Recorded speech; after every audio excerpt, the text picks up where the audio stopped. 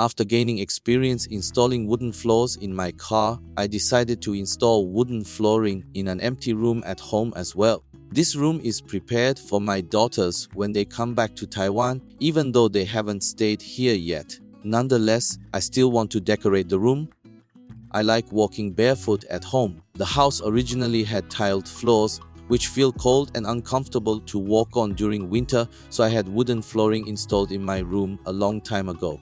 Nowadays, wooden flooring is no longer the popular choice for most people. Due to cost and time factors, the majority of people opt for SPC click flooring. It looks nice and is easy to install, but after a while, you realize it doesn't have the feel of real wood at all. The grain patterns are printed by high-resolution printers, and the surface texture is artificially created. To me, it's not much different from tile. When it comes to traditional wooden flooring, whether it's tongue and groove solid wood flooring or interlocking wood laminate flooring, I won't go into the pros and cons. In short, professional installation is required, which means the cost is quite high. Moreover, if you want wood with a very good texture, it might not just be a matter of money.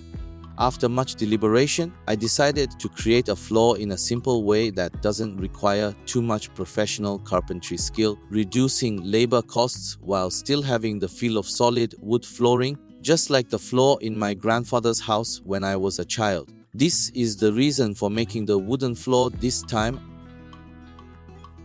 I lack the skills and advanced carpentry tools for woodworking. I thought of using short wooden strips for the flooring, but I found that assembling them piece by piece was too cumbersome and time-consuming. Therefore, I hope to find a simpler, more straightforward way to create the wooden floor, using design to compensate for the lack of skills and equipment. The final idea is based on the following 3 concepts.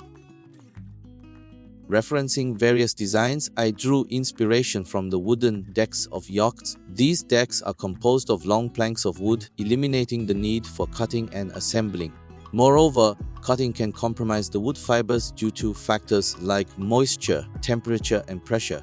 In contrast, using uncut planks maintains the natural fiber structure, resulting in a more stable, aesthetically pleasing, and durable floor.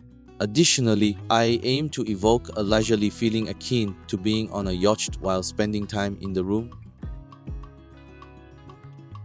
The primary considerations in the installation of solid wood flooring are to prevent deformation and moisture damage. Typically, the flooring is elevated above the ground to avoid direct contact with the floor. Nails are used to secure the boards together, preventing deformation, and gaps are left to accommodate for thermal expansion and contraction. The quality of workmanship determines the aesthetics and lifespan of the wood flooring. To ensure that the long wooden strips meet the aforementioned considerations during construction, I devised a method inspired by railroad ties. Railroad ties stabilize the position of the tracks and evenly distribute the pressure they bear onto the ground beneath. I used half-inch plywood fastened beneath the long wooden strips with stainless steel screws, elevating them to prevent moisture or temperature from affecting the strips. The spacing for the elevation must also consider the load-bearing capacity of the strips themselves. Additionally, I employed stainless steel screws to correct any warping of the wooden floorboards and secure them to the same plane. Traditional wood flooring typically requires complete dismantling for removal, making it difficult to clean and maintain. Inspired by some modular flooring products on the market, I want to design a large modular wood floor that is easy to assemble and disassemble and also preserves the original look. The idea is to combine the wooden strips into large modules that can interlock with each other. These modules would stay in place due to their own weight and the non-slip pads underneath, making it easy to remove individual pieces for maintenance. As previously mentioned, I used half-inch plywood fastened beneath the long wooden strips. This not only elevates the strips but also modularizes them. Each module consists of 6 wooden strips with similar shapes and grain patterns fixed onto the plywood with stainless steel screws. During assembly, weights are used to keep the strips level and the sides flat. The resulting module of 6 solid wood strips has interlocking edges similar to tongue and groove joints.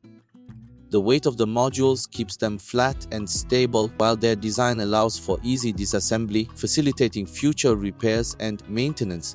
After finalizing the method for laying the wooden floor, I measured the dimensions of the room to determine how much wood I needed to purchase. Once the design was complete, I could start selecting the materials I needed.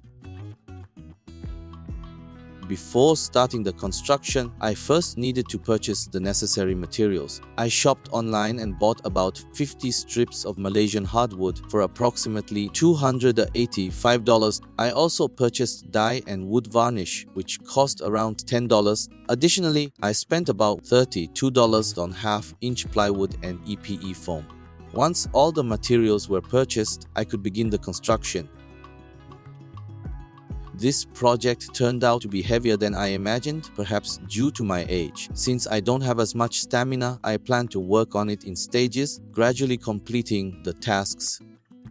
First, I need to move the wooden strips into the room. During the preparation for transportation, I realized I hadn't considered one issue. The wooden strips are too long to fit into the elevator, so I had to carry them up the stairs along the incline. Considering the workload, I consulted online reviews and purchased a cordless circular saw, which operates on rechargeable batteries. It's designed to be lightweight and easy to use. I'm quite satisfied with its performance, as it's very suitable for someone like me who isn't proficient in woodworking. Next, I need to select the wood and mark it after a trial layout. Due to the different textures and hues of the wood itself, I aim to match them as naturally as possible. The wooden strips I purchased are 3.6 meters long, slightly longer than needed, so I'll have to trim off a portion to fit them horizontally into the room's floor. Then I'll sand the upper side to ensure it's not too rough, which could cause injuries during construction. After the initial sanding, I'll apply wood wax oil for coloring. Once the pigment dries, I'll seal the pores with the primer. Following the primer, there will be a second sanding before applying another layer of paint to protect the surface. During sanding, I'll also fill in some minor imperfections and holes. For larger holes, I'll use gypsum or primer to seal them. After completing all these steps, the next stage is to lay the wooden planks. As mentioned earlier, I chose to nail 6mm plywood at equal distances between the floor and the wooden planks. After securing it with screws, it indeed fixed the wooden planks and reduced warping. Once the plywood is fixed, to reduce the noise generated when walking on the wooden floor, I laid EP foam at the bottom. This not only reduces wobbling but also absorbs sound. After laying the floor, I will apply a layer of finish, then sand it, and finally apply a second layer of finish. This will complete the wooden flooring part. While fitting the wooden planks, I encountered some issues.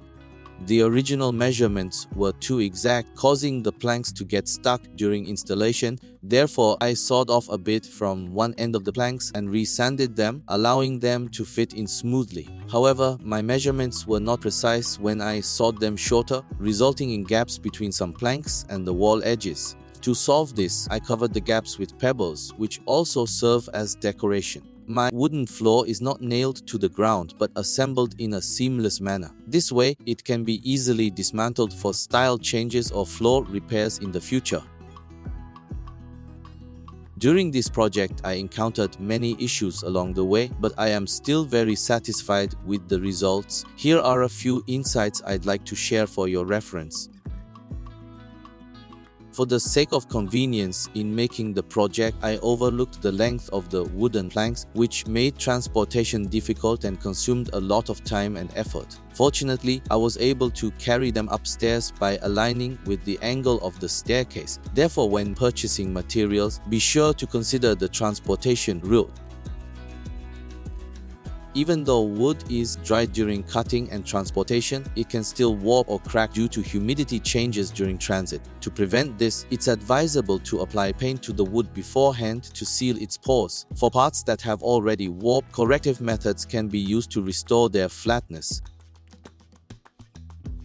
Although the hardwood I purchased this time was cheap, its quality was inconsistent and many planks had defects. Initially, I intended to fix all the imperfections, but my mindset changed during the process. I began to realize that even if I spent time and effort fixing the defects, perfection was unattainable, and over time, more imperfections would inevitably appear. This made me reflect on the pursuit of perfection. Sometimes we strive for it, but in reality, nothing can be flawless. In the end, I adjusted my mindset to focus on the overall quality and functionality.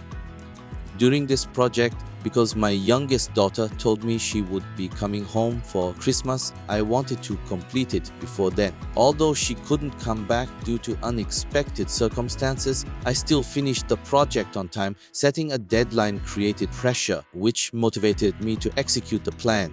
This was my first attempt at renovating indoor wooden floors. Despite some imperfections in the final product, I felt a great sense of satisfaction and accomplishment when the project was completed. This experience, though not perfect, was a valuable and rare life lesson. I hope this project can inspire you, and I welcome you to share your ideas for renovating wooden floors with me.